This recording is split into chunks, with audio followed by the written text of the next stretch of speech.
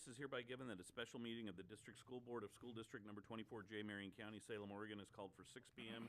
Tuesday, December 17th, 2013, in Room 2 at the Support Services Center, 2575 Commercial Street Southeast. This meeting is called to take action on hiring an interim superintendent and for the board to adopt the characteristics and hiring process for a new superintendent. I will call the meeting to order, and we'll open with the Pledge of Allegiance.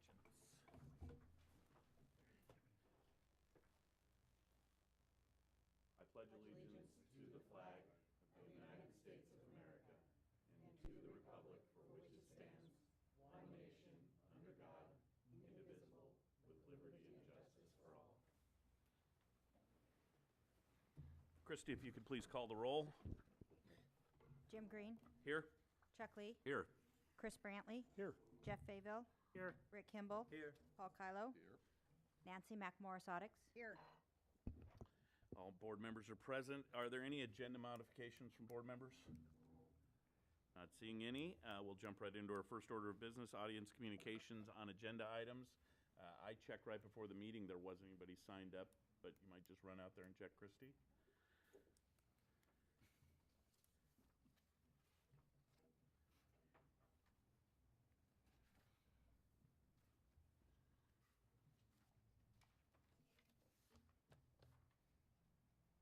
No one signed up on the sheet. Is there anyone that would like to address the board on agenda items? Seeing none, we'll move on to our next order of business, which is action on the 3 items that I talked about. The first one is selection of our interim superintendent board. We met last Friday.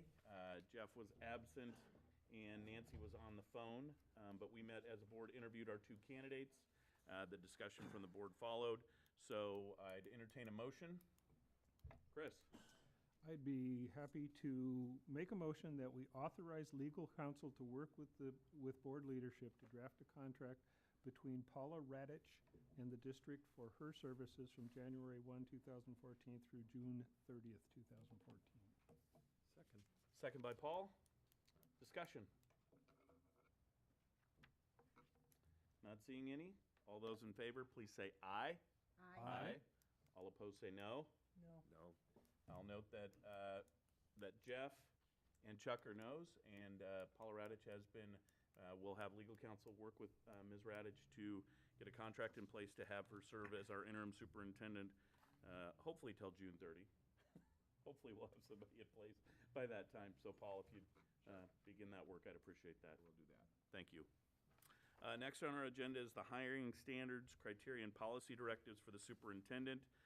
Board, you know we all came to consensus on a list that we've been taking around to groups, and I appreciate all the board members who spent their time away from their families and away from other things that they could have been doing to meet with our groups around the city, and I think it's extremely important. And for those of you that are in the audience that participated in that, I really want to thank you for taking the time, spending it with the board, talking to us about what you'd like to see in criteria for our superintendent. Last night and at your board positions today, Mary Paulson handed out the notes from Chris. I believe these are your notes, aren't they, Chris?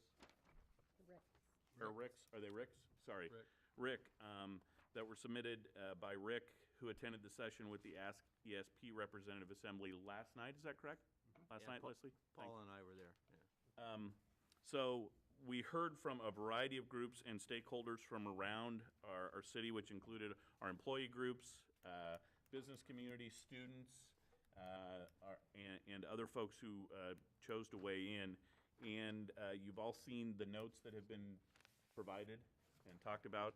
I have, and I believe other board members have as well, taken a stab at trying to put those into some sort of working document with some modifications, and now I guess would be the opportunity for the board to talk about any modifications that they want to make to the list. You don't have to use mine. This was a stab at some of the comments that we heard from a variety of folks around, and I'll just talk about mine real quickly. I took, Mary Paulson and I have been working on this as she was the keeper of all the notes that the school board members took. So we took number 3 and blended it in with number 4. You can read that there. We talked about the use of a strategic plan to base those decisions and directions for an organization. I would assume anybody that's going to apply for our job is going to do some background on the Salem-Keizer School District and understand that we are a policy governance board. But if we want to leave it in, that's fine. We heard very loud and clear from a variety of folks that they were looking for someone who would work collaboratively with the groups. And so on 14, I've made some changes that have experience building collaborative relationships with internal and external stakeholders, including employee associations, business, community leaders, and elected officials. And I think from the notes that I had from at least our teacher group, our certified group, those took some of the notes in place. And I looked down the list of the Ask ESP today as well, and collaboration was talked about, the ability to meet with students. Now remember, this is the criteria that we're going to be looking for. Our search consultant, Ray and Associates, will take this and whittle it down to what they see as something they can put in a position description, because you probably won't see all of these. They will list them obviously on their website and on our website for folks to address as they're putting their application materials together. But I took a stab at it. If anybody else would like to make some modifications or changes, I'm happy to have that conversation now. Chris? I'll just mention that I emailed everybody my attempt at this yesterday, and I don't know if anybody had a chance to look at it, but that's just my offering.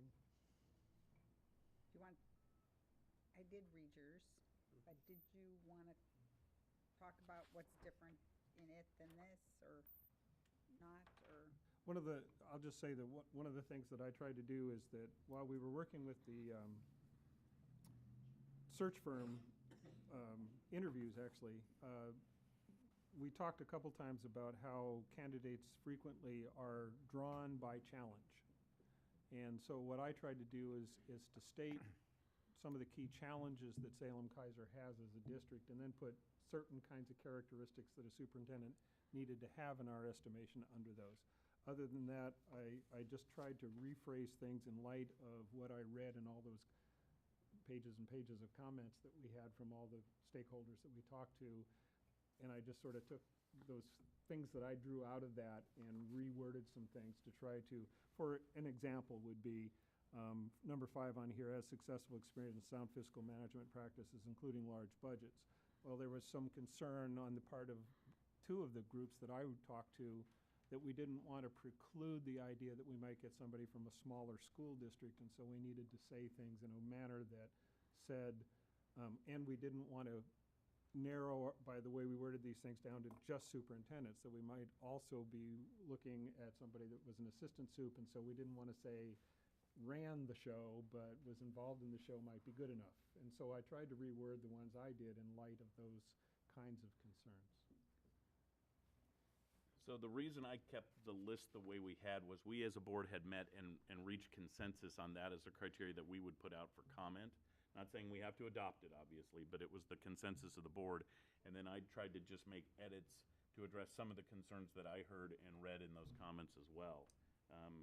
And we're just looking if we can get agreement tonight on this, because there are certain requirements that we must do as a public body in hiring in the statute, Paul, they call it a CEO. Can you just walk us through real quickly what we have to do as a public body and public meeting? I think that may be helpful for the board to hear a brief synopsis of what we have to do according to the public meetings law, and then we can continue our discussion. Well, sure. And you kind of, if you start at the back end to show what your result what you want your result to be, you want to be able to get high quality candidates who are willing to apply for your position. And the only way they're going to do that is if there's a process in place that includes confidential interviews. So that being the goal, then you need to have a process that much like your interim process, where you adopt hiring standards, criteria, and policy directives. You have to post the position. And you have to do these things that the public meeting law says that it outlines this process so that you can get to the point of being able to interview candidates. So you're at the point of taking action on hiring standards, criteria, and policy directives. The next thing on your agenda is the actual hiring process of the superintendent, so this is just one subset of that more lengthy process. Thanks, Paul. Nancy, you had your hand up. So, when we went through these characteristics in that meeting and looked at things and added things and took things out, and then we took them out to all the different stakeholder groups. Few of the stakeholder groups said cut anything. Most said add things. So, in looking at it, it felt to me like maybe it was already too big of a list. And so I appreciate what you've done in collapsing some of them, where you didn't really take anything out except for the general obligation bond and local option campaigns. And I guess I'm curious about why you did that. But I appreciate what you've done in that regard. And though I understood what Chris did with the challenges and it seemed valuable, it seemed like it took this one page into about a 3 or 4 page document, which seemed a little overwhelming. But I wondered if there was anywhere that we could pare it down to things that were really critical for the job, and not necessarily characteristics that might make one, like things that we could address in interviews that would make one person float to the top in that process. You know what I mean? Mm-hmm. Chuck? I think you did a good job. I like the way this flows, and I like the points, and I think they're pretty consistent. I do have a question, or just kind of curious, why number 15 has experience running general obligation bond and local option campaigns was deleted? The thinking there was that actually, as a public employee, they can't run the campaign, and we don't want to preclude folks who may not have ever done that from applying for the position. And if they saw that as one of the criteria, I think it's important, and I think it's something that we can talk to a candidate about. But I'm not quite sure we want to put it down there as a criteria, because when you do, and you're very experienced in this, when you do a campaign, you get a committee together to do it. Right. Your superintendent is actually not the person running it. It's the committee of folks doing it. And we have some pretty strict laws in this state about how public employees can and cannot engage in campaigns. Yeah. And we don't want to have our superintendent running it. We want to have the board, if we're going to do one, the board and a committee of citizens hopefully be pushing that. That was kind of the thinking. I don't want to preclude the discussion with the candidate about, have you ever done that in your school district? I understand that, and I agree that's what political action committees are for. But based on our experience with Dr. Husk, the superintendent plays a very huge role in working with the community to sell that. People want to hear from the superintendent probably more than a board member even, on why a bond measure, I'm not saying we're having one, but if we had one, it would really emerge as kind of the key spokesperson. And so anyway. I'm fine with putting it back on. I just was taking a stab I at agree it. it shouldn't have experience running general obligation, but maybe it's just addressing the fact that has been involved in some campaigns and speaking on behalf of the district to support the campaign. Thanks, Chuck. Yeah. Jeff? Sorry. I thought it was a good thing to take out of the list, because if somebody is in a district that has not had a general obligation bond in their time as a superintendent, that shouldn't preclude somebody.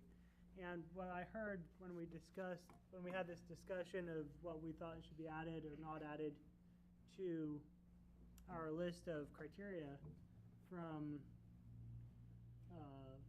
Shemeketa and from the City of Salem official, they said that we don't want to try to narrow it down too much, because we really don't know the background and where the person's coming from. And we shouldn't have that as a requirement. If this is a criteria, then It can easily be seen as a requirement, and if somebody's been within their budget and hasn't been able to or hasn't felt they needed to run a bond campaign, then I absolutely don't think that that's something that needs to be in our criteria. Okay. Rick? Thank you, Chair Green. I'm more than willing to support your changes. I want to see a one-page short document, because the search group needs a one-page criteria that they can work with. They are going to boil it down, like you said, to 5 or 6 points to help attract candidates. The value of us going out to the community, what I'm going to use all this information for is when we get to the point of actually talking to candidates, I'm going to review all these comments we got to keep in my mind as we talk to these candidates, all these other points we're interested in that we can't spell out in a one-page criteria. So I'm more than willing to go with your changes, Chair Green. Thanks. I think one of the things I heard from the groups was, and I think it was mentioned several times, is we want Superman or Superwoman, and we want that person to walk on water. And yeah, I know it's going to be a difficult task. We will try to find a person that meets and matches this criteria. And what we heard as a board when we met with our various groups, to the best of the ability that we can.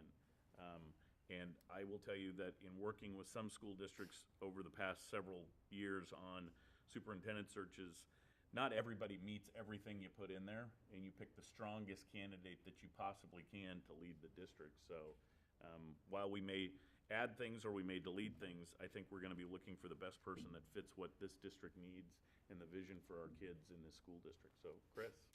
The one thing, I was sort of reviewing this in light of, Nancy said, well, how does this compare to when I pulled it out of my head and tried to write it all down. And the one thing that is missing, when Jeff and I had the conversation with the Chemeketa city folks, this came up strong, and I also got some feeling of this from the chamber, and that is that Sandy's been very, very involved at the regional and state level in terms of building advocacy coalitions for legislation and or other rulemaking kinds of stuff. And I sort of pushed back on that a little bit and said, is that Sandy or is that an expectation of the superintendent? And especially the Cheryl Roberts from Chemeketa Community College said that that's grown to be an expectation of people in this region. She gets that pressure to do that kind of leadership, and because she's here in town, and Sandy's gotten that pressure to do that kind of leadership because she's here in town. And she saw that as something that we might definitely put in our criteria list as somebody who's just been involved in that kind of advocacy work around reform and finance and all the things for schools. Do you not see that in 14? The last 3 words? Yeah. Okay. I think that's why we Put it there. put it there. That's why Is we put that- it You there. know, people viewed it as us saying that we're only interested in a superintendent being able to build relationships with elected officials, when there were many, many stakeholder groups that I think were implied that there be strong connections versus. That was my plan in 14, so thanks for pointing that out. Paul, you had Well, some other things, though. And I've gone through and done a little wordsmithing based on what I listened to. I agree with the majority of the list and adding 15 back. I don't know how you want to do this with just small edits, but most of your changes were fine. These were just minor wording changes based some on what I've heard the discussion while I'm sitting here. Well, I think that's really a discussion that the board can have with regard to a motion that we get in front of us. And I don't have a problem adding 15 back in. I guess the only word change I would make on that one, and look at the board to see if there's an agreement, is has experience with general obligation bond and local option I campaign. phrase it as has participated in. Yeah. That's what I'm saying. I mean, these are just small edits, and we can shade the words all day and all night. You can wordsmith a document to death by 7 people. And that's why, exactly. So what I would like to propose is that we ask you, your document seems to be the basis that we're all working off of, and everyone seems generally in agreement with it, except for the addition of Sure. re-edition of 15. And then perhaps we could give you back our edits, and you could look at them and see if they fit with your vision, and then take a 5-minute recess, and then let us know. I'm happy to do that, get the copies of the ones that you made changes to. We can have staff make copies, so everybody has the opportunity to look at it. Just a second, Chris, and I'll call on you. And we can take a 5-minute recess to do that, so everybody has the document in front of them, and I don't have to read the entire That's thing. fine.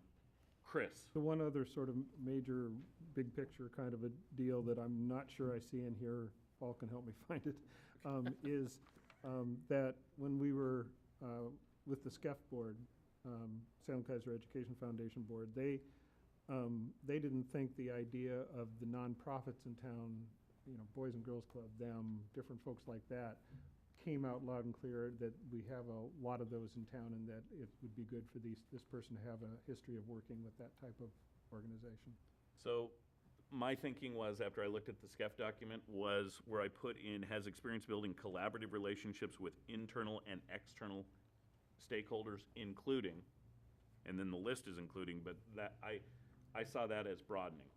And yeah, and you might just add nonprofits or something like that in that list.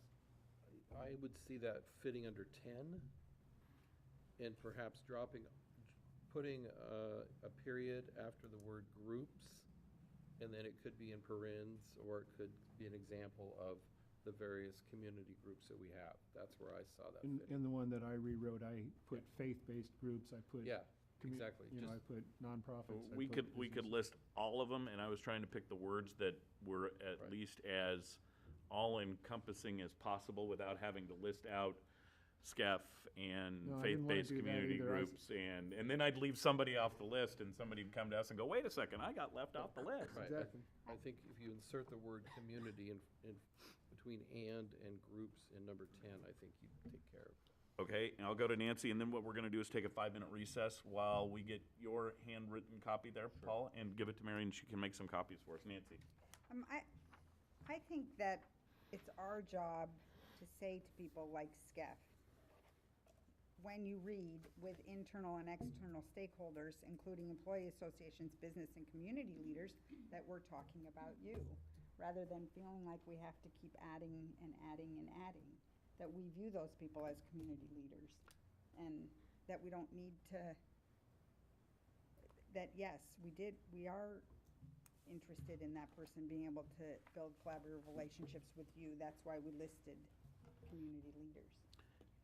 That's Chris, I real would add- briefly. Yeah, I would answer that only in that Salem is somewhat unique in having some of these organizations, and so letting the candidates know that they exist here where they may not exist in other places is what the intent was. To let them know they're gonna have a education foundation. Well, here. I would hope an applicant for this school district would do their homework and check a variety of resources and places on what's available as community groups and buy-in. Because again, if we list them all and we leave one off, I think we run into more trouble. So I'm gonna call for a 5-minute recess real quick while we get 2-minute recess, a 2-minute recess while we get those copies. Thanks. Oh, So don't go anywhere. I mean, don't leave the room. I hope you're not offended.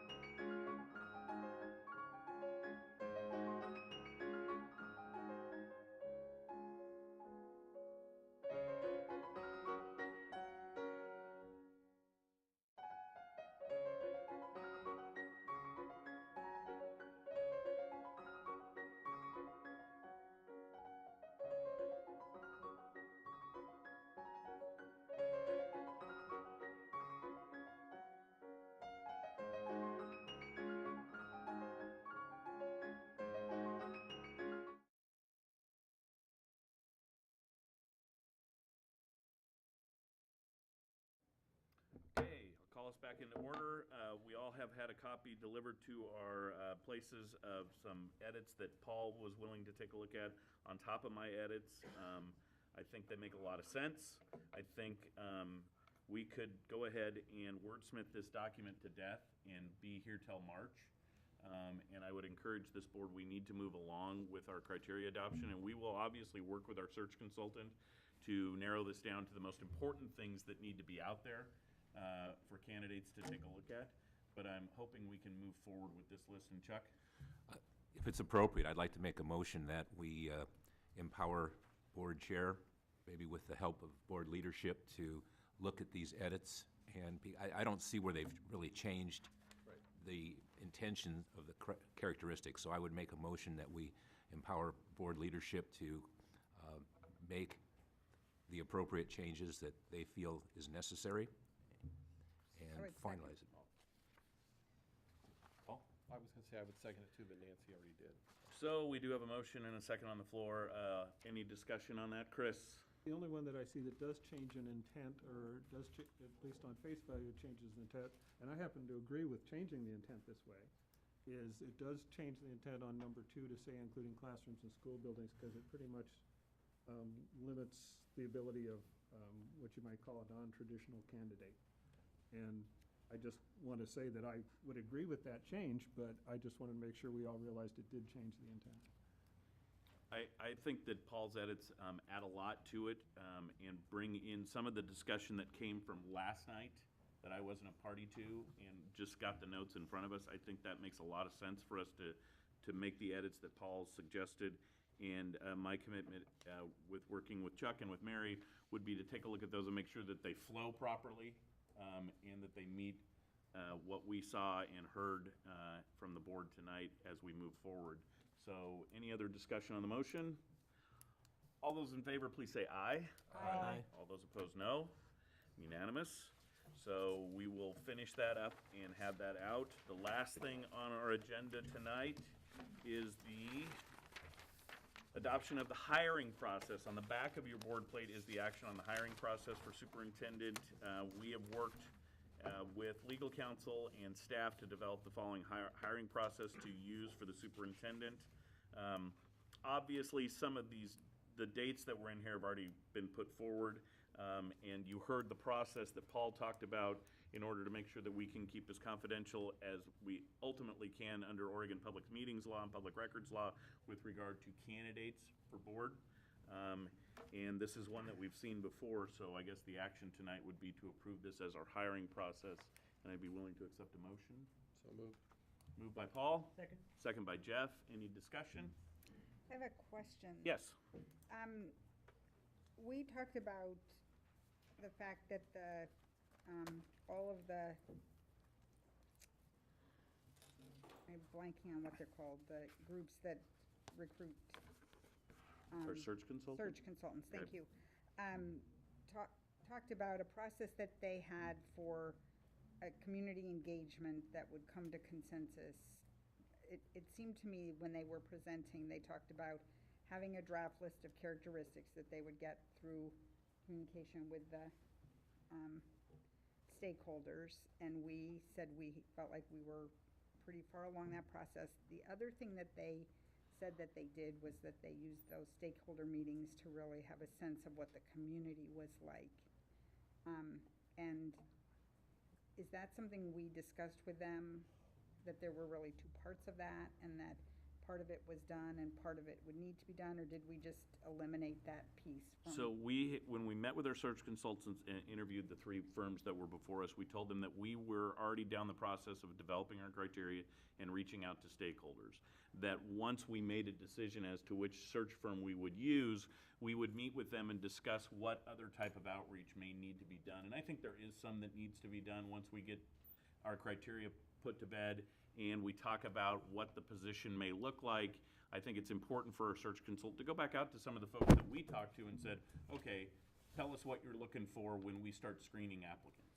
And that's part of the listening that we did. And I think it's important that we have that conversation with our search consultant at the first time we have an opportunity to meet with them. And Mary, I'm looking at you. It's in January that we're trying to schedule that. I haven't talked with them yet, so but that was kind of the timeline that we had down as a draft calendar that we were looking at. So, does that answer it? Sort of, but it also seemed that they were saying that they wanted a sense of what the community was like so that they had a better, not just the characteristics of the superintendent that we're looking for, but, it rains here. Right, and what's the community like? No. And I think that's an opportunity for us to have that conversation with our search Are consultant. we the same place we were 7 years ago? It's still raining. It's still raining. But, That'll be that opportunity for us as a board meeting with our search consultant when we have that first sit down to talk about those processes. great, thanks. Okay. It's snowing too. And I think we all made it pretty clear to, at least I did when I was talking to folks out in the community, that they very likely would see our search firm at some point. Yes. Okay. So, all those in favor signify by saying aye. Aye. Opposed, no. All right. Having no further business coming before the school board, we're adjourned again. School board members, thank you for all your work on this. We will continue to work as we move forward in our superintendent search. And I want to thank the community and the groups that are here tonight for your input as well. And we will be looking forward to speaking with you in the future. Thank you.